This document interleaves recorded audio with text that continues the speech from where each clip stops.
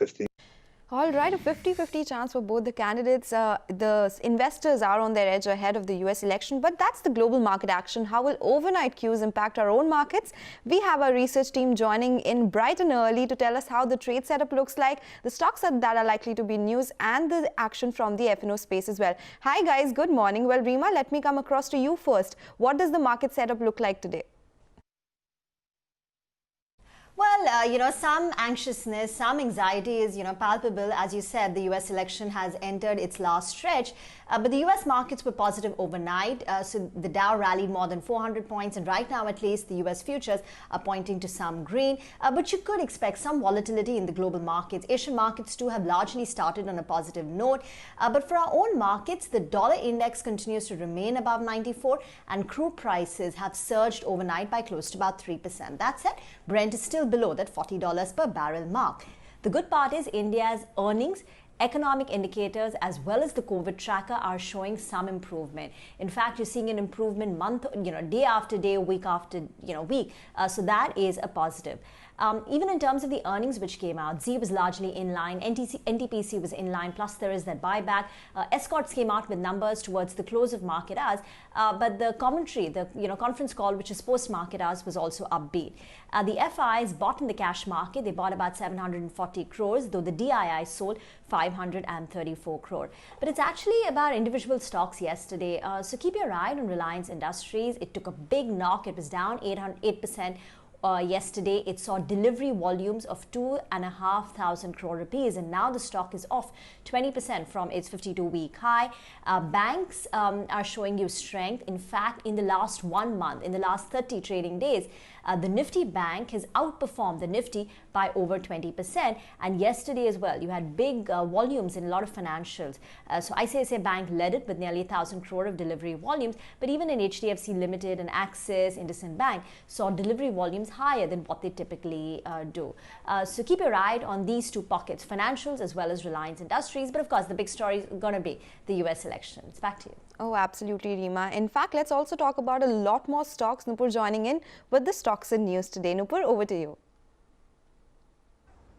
Well, Sonal, we saw Maruti and Hero MotoCorp reporting highest ever monthly sales, and now Tata Motors also reported 27% increase in domestic sales and 79% increase in PV sales. So auto stocks will continue to remain in focus. Moving on to earnings, then Z Entertainment reported in-line set of numbers, revenues, operating profits and margins absolutely in line with what Street was expecting, but company took provisions of around 178 crores which dented the overall performance. Cadila Q2 numbers much better than estimates. Margins inched higher by 370 basis points sequentially at 22.6%, and company managed to reduce their debt by around 40%. PNB business momentum remains weak, but NII up 29% in Q2. Ramco Cements, it was a good quarter. Q2 realizations are 4% sequentially versus expected decline, and most important, after spending for capex of around 685 crores, company managed to reduce debt by around 100 crores. NTPC revenues and operating performance in line with the estimates. Also, board approved buyback of around 2300 crores. Also, watch out for Adani Ports, Dabur, Sun Pharma, PVR to report their Q2 earnings today. From news flows, keep an eye on NCC received one new order worth 833 crore in October. ICICI Lombard, CCI approves acquisition of general insurance business of Bharti AXA. And lastly, sources say L&T merges lowest bidder for one more package for bullet train project. So that stock will also be in focus. Back to you. All right, Nupur, that's a long list. We will keep an eye on all those stocks. And finally, going across to Nigel, joining in with the cues from the F&O space this morning. Hi, Nigel.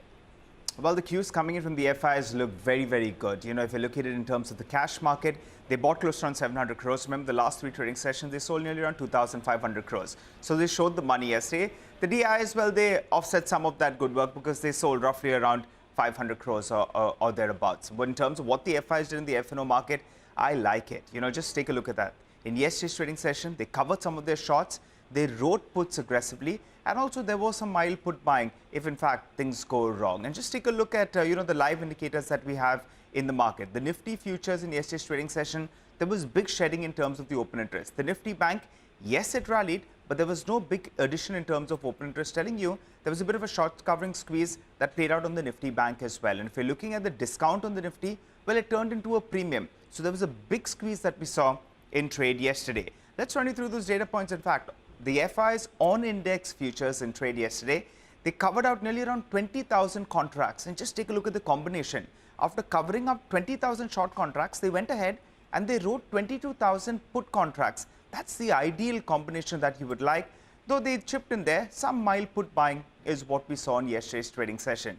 Going by the last couple of days low, that's at around 10,550. Those numbers should come up for you on the screen. And the 50 DMA, it appears the bulls, they'll put in a fight for around this 11,500, 11,550. And that's been evident the last couple of days. And though the SGX Nifty is suggesting a bump up, well, we'll have to get past the 20 DMA to really feel that move towards the 12,000 mark. Things are going to be volatile, but the FI data is more positive. Back to you. All right, thanks Nigel, and also thank you to Reema and Nupur for joining us and prepping us up for the trading day ahead. But with that, let's slip into a break. Up next, Zee Entertainment reported inline Q2 revenues and margins, earnings fine print when we return. Stay tuned.